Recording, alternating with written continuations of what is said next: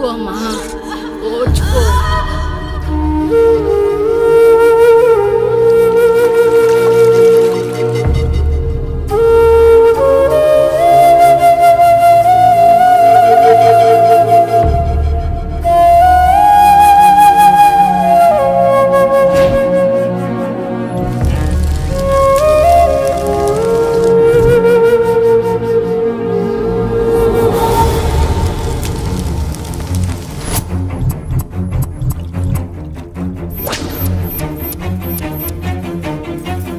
కొంచెం ఓర్చుకో, ఒక గంట ఆగితే ఆ దేవుడు కరుణిస్తాడు.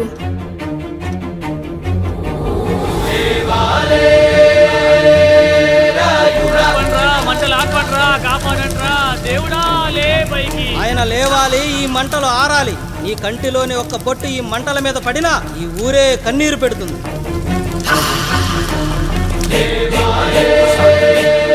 ఈరోజు మనూరాచార్య నా వల్ల గోదావరిలో కలిసేలా ఉందిరా.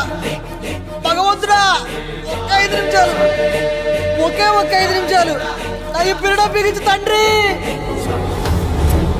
సన్నని చిలుకలు వడగలుగా మారి పిడుగుల రూపంలో బయటకు వస్తున్నాయిరా. నాలోని బాధ అనిచేది ఇప్పుడు. ఇంకొక 5 నిమిషాలు అంతే, నీళ్ళు సిద్ధంగా ఉంచుకోండి. ఆగు, ఎవరు చెప్పారా డెలివరీకి టైం అయిందని? ఆ దేవుడు నిద్ర లేచే వరకు ఈ ఊరు ఒత్త కూడా పోసుకోదు. ఇంకా 5 నిమిషాలు లేట్ అయితే ఆవిడ పేరు ముందు లేట్ పడుతుంది. అది చచ్చినా ఆ బిడ్డ వచ్చినా ఆ దేవుడు మంచం దిగి నేల మీద పడ్డాకే నీ కత్తి దాని ఒంట్లో దిగాలి. శభాష్ రా సమ్రా.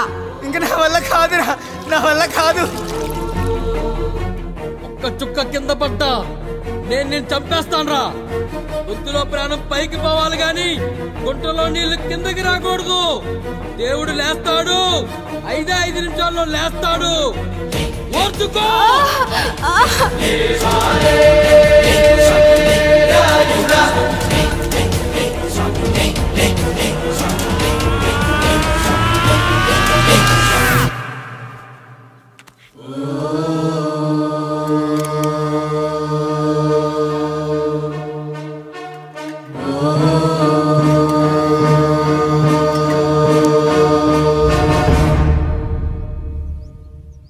రాయుడు గారు నిద్ర లేచారు.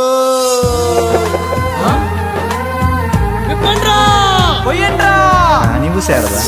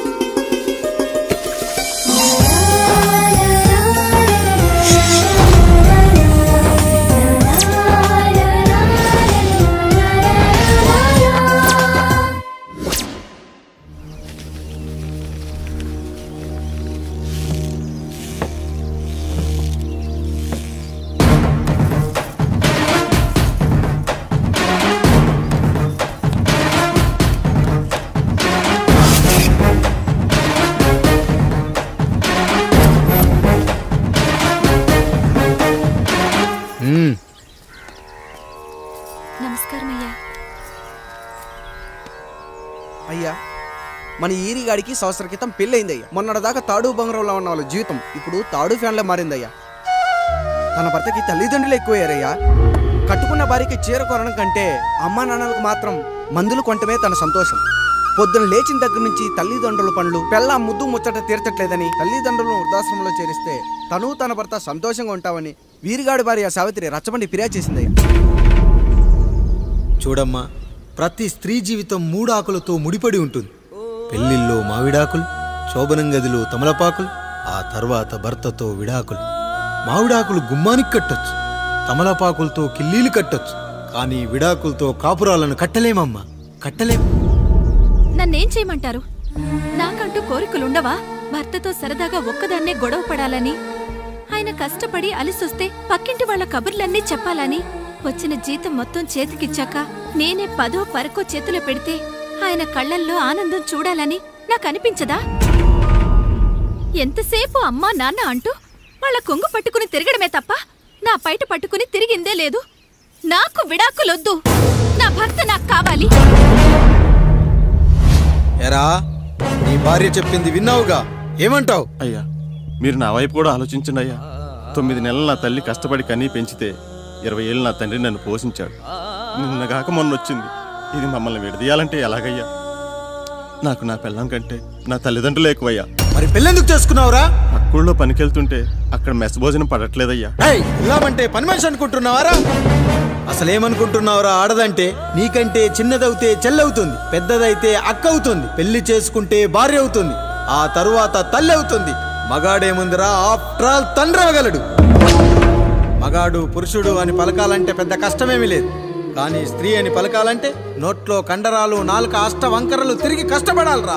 స్త్రీ జీవితం కూడా అంతే. మన దేశంలో స్త్రీని గౌరవించడం తరతరాలుగా వస్తున్న సాంప్రదాయం. ఆ సాంప్రదాయం ఎంత గొప్పదంటే జంతువుల్ని కూడా పిల్లి పిల్ల, కుక్క పిల్ల, పంది పిల్ల అంటాం గాని కుక్క పిల్లోడు, పిల్లి పిల్లోడు, పంది పిల్లోడు అని అనమరా. అంత గొప్పదిరా మన సాంప్రదాయం. మీరు ఎన్నైనా చెప్పండి, దాన్ని ఏలుకోవటం నా వల్ల కాదయ్యా.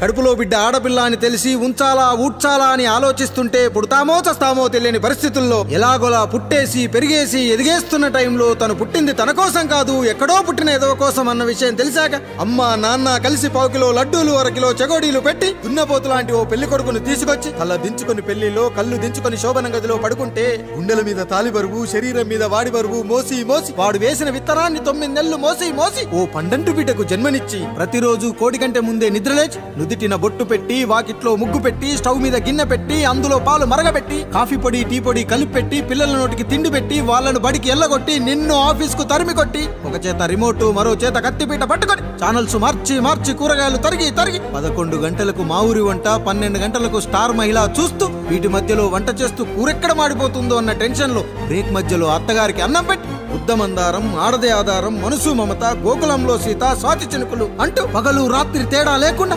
సీరియల్లో సమస్యల్ని తన సమస్యలుగా భావించి బరువెక్కిన గుండెతో అలిసొచ్చిన భర్తకు గుప్పెడంత మాడిపోయిన ఉప్మా పెట్టి అప్పుడు తిని పడుకుంటుందిరా. అదిరా ఆడదంటే. అలాంటి నీ భార్యను వదిలేస్తానంటావా? Bloody fool!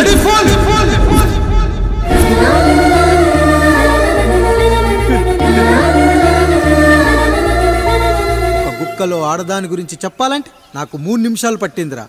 3 ముళ్ళేసిన నీకు ఆడదాని గురించి తెలియాలంటే ఎన్ని జన్మలెత్తాలరా? అయ్యా అయ్యా, నా తప్పు నేను తెలుసుకున్నానయ్యా. నా తల్లిదండ్రులు నేను వదిలేస్తానయ్యా. నా పిల్లల్ని నాకు ఇప్పించున్నాయ్యా. నువ్వు తప్పు మీద తప్పు చేస్తున్నావు. నీ భార్యను తిరిగి ఏలుకోవడానికి నీకు హక్కు లేదు. ఈ రాయుడు తీర్పిస్తున్నాడు. ఈ ఈరిగాడు మాత్రం తమ తల్లిదండ్రులతో ఉండాలి, కానీ ఈవిడకు మాత్రం భర్త కావాలి. ఈమెకు అభ్యంతరం లేకపోతే నేను పెళ్లి చేసుకుంటాను.